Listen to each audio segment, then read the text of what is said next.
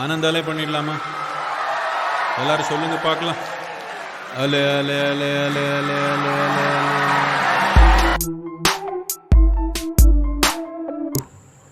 Earnest greetings to you. I am Dr. Gayatri from Mumbai. Had this question to ask.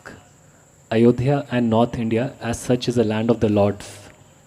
From Lord Ram to Krishna, all have taken birth there and considered so sacred. But still North India is always under conflict. Lot of violence, abuse, addiction cases are more prevalent in that part of nation despite being so holy. Why is it so?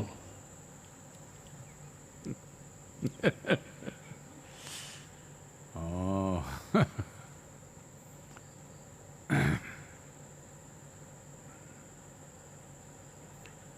Well, if you look at Rama's life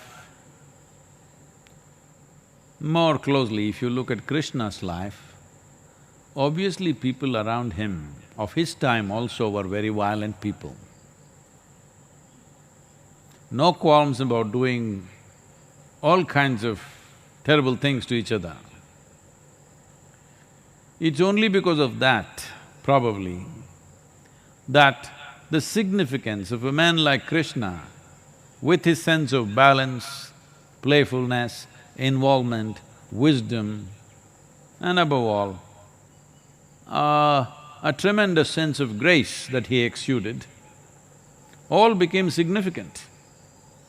If everybody was living absolutely well without tyrants doing terrible things, I don't think he would have shined as he did. Because of all these terrible people, becomes very significant. See, here the yoga center is full of flowers. I don't know how many of you are noticing the fragrance and the beauty of these flowers. This is a very, very intricate and fantastic flower called Krishna Kamalam. Most people wouldn't have seen this flower, very intricate thing. Well, it's in many places in yoga center. If you are if you are in a tourist mode, I'm saying, I have nothing against tourists and tourism, we need it. Right now it's under a great hit, so definitely we need, but tourists usually are, these days, no, not even that. That's gone. Those days are gone of taking pictures of other people and things. This is all about you now. So if you're in that kind of mode, you'll whoop, going like this, you will not sense anything subtle, you will not stop, because Krishna Kamalam will not come and pop up in front of your face and take a selfie. It'll just be there, gently exuding its fragrance. You need little sensitivity. If you're not smelling the flower, maybe you have the virus. And some of you may notice, some fragrance, Well, the Krishna Kamalam is exuding one kind of fragrance, the sampige exuding another kind of fragrance, and the jasmine exuding another kind of fragrance. The variety of flowers exuding different kinds of fragrance. I'm very sure even here, they're just a few people, or let's call them noses. They're just a few noses which poke their nose into every flower and they know the difference. Others, flowers, something. Most others don't even know, for them only dinner time is coming, the smell of the food draws them. I'm not trying to demean and make fun of everything, but that is the reality of life. If in this garden so many flowers, most people wouldn't have noticed what is what. But suppose you are walking in a desert where everything is harsh, just sand. In the middle, there was just one lotus flower. Would you miss it? No way you will miss it. In a way, that is what happened to these people. Krishna Because around situations are tyrannical, people are doing terrible things. One man rises above all those things. Not a saint who sits in the mountains, not a saint who doesn't live a life, somebody who's absolutely involved with everything, but still well above everything.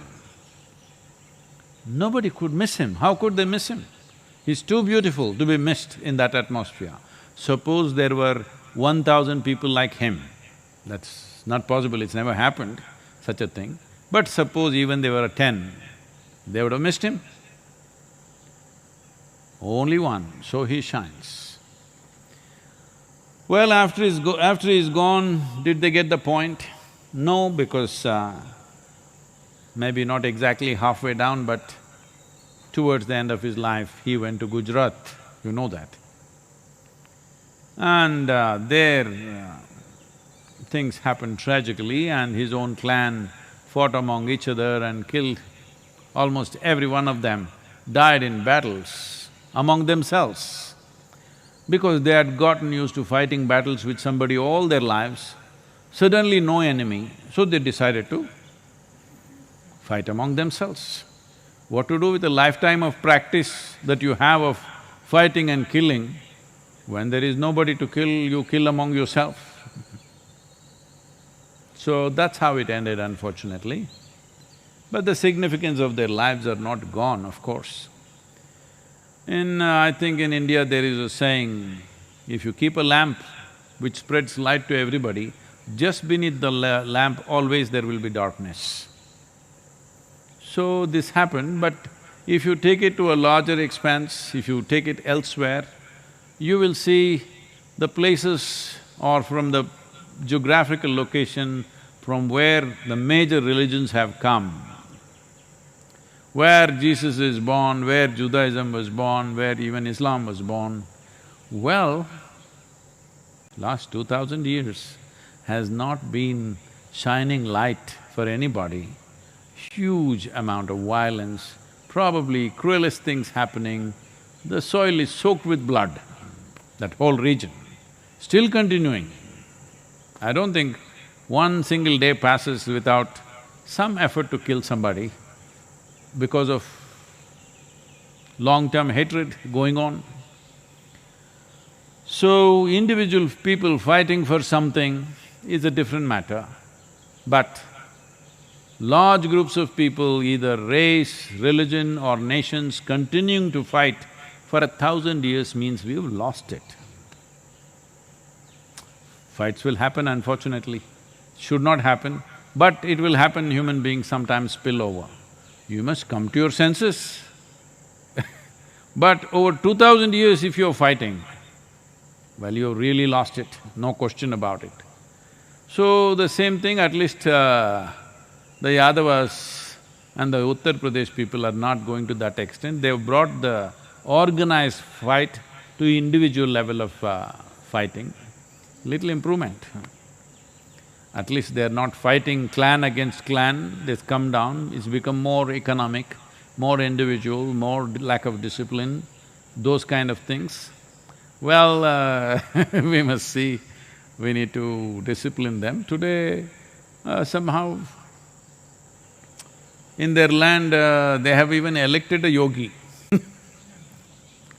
Hope he brings some discipline to the land. I think he is trying, whatever. I don't want… this is not a political statement, it's just ironic. A land which has seen so much violence and so much all kinds of things, now chooses a yogi as their chief minister, which is a little tongue-in-cheek for me.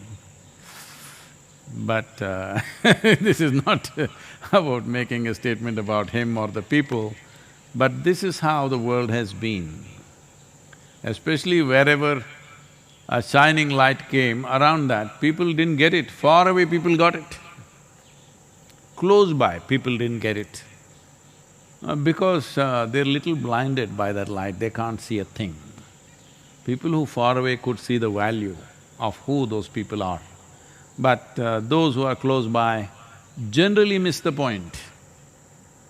Need not be so in future, But that has been the general history of human beings, that when something is close up, they miss it. When it's far away, they hanker for it. So, unfortunately, they did that to Krishna also, but Krishna moved to Gujarat. He is very popular in Gujarat even today. And from there, post his time, they sent his image to Kerala. You know this? Oh. This is… there are claims and counterclaims about this, but the first temple that was built for Krishna, when he was still alive, they built a temple for him. So when things went wrong and battles happened and this temple could be destroyed, then it is said Vyasa took the idol that was in the temple because he didn't want it to be destroyed, and took a sailboat and sailed down the coast to Kerala. That is why it is called Guru Vayur, because a guru who used the wind to come down south and established it in Guru Vayur. Even today, from all over the country, all the Krishna devotees are beelining to Guru Vayur because that is supposed to be the original deity in his form. So, it lives in many places, but close up, little problem. But maybe there also it'll shine now. If people have chosen discipline as their head of state for that state, maybe they got the desire to change, which is a very welcome change.